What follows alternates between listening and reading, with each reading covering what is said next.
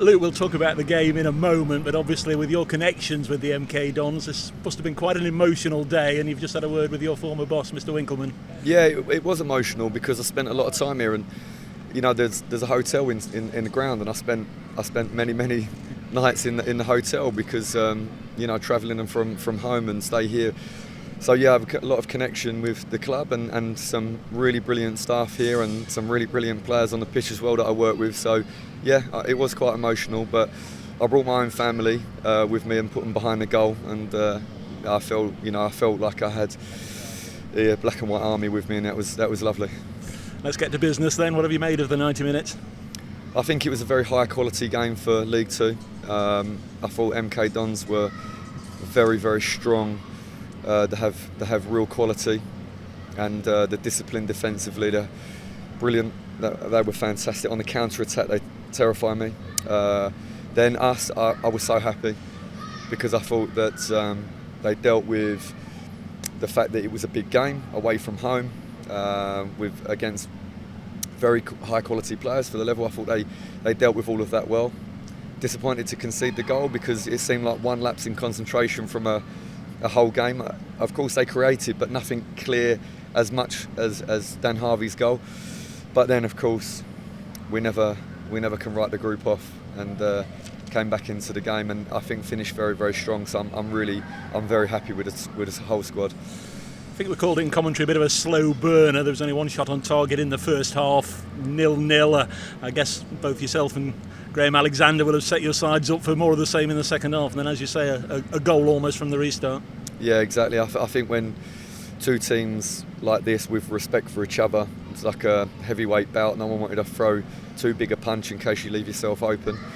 And then we, try really to wear each other down. And yeah, it was, like I say, it was disappointing because it was one moment I think we lose a little bit of our concentration and allow a big chance, and they took full advantage of that. Was it Connell that had gone missing somewhere? No, that's not fair. I think we make a pass forward, probably is not on, and then we didn't react in the transition perfectly well.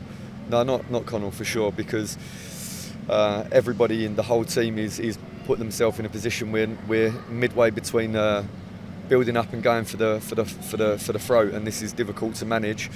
But of course, normally we will manage the situation better. But yeah, it's okay. We'll look at it, of course, and we'll find out where we can be better. But then the reaction was brilliant.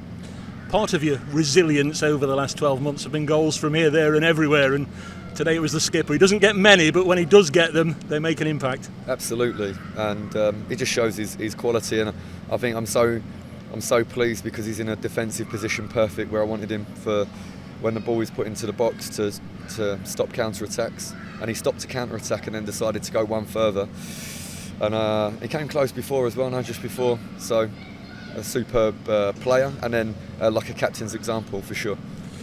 We talk about Macaulay week after week after week. His unselfish running. He sometimes is on the periphery of things because they're unable to find him, or the other side to find a way of keeping him out of the game. 90 minutes, he gets the one opportunity. It was a good save in truth, wasn't it?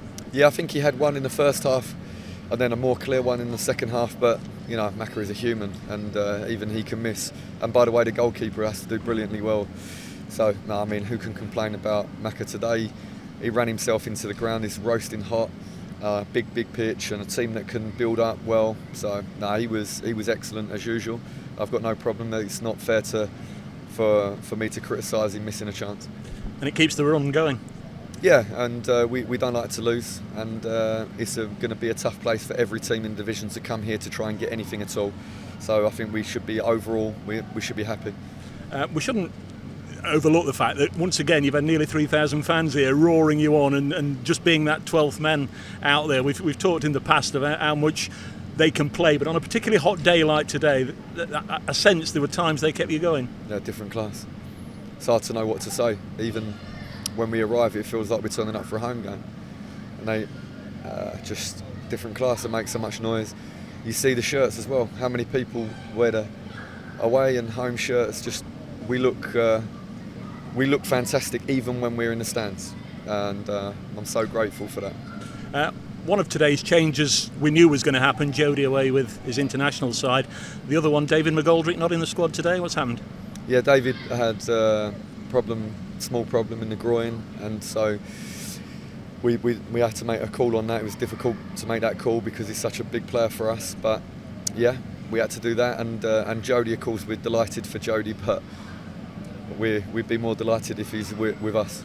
And of course, this is the start of a big week now. You've got 2 matches within 6 days, so I guess the very depths of your squad are going to be required this week. Yeah, absolutely. Yeah, it's tough. We get one less day on the recovery because we play on the Friday, which is not ideal for us. But okay, we have to deal with that. No problem.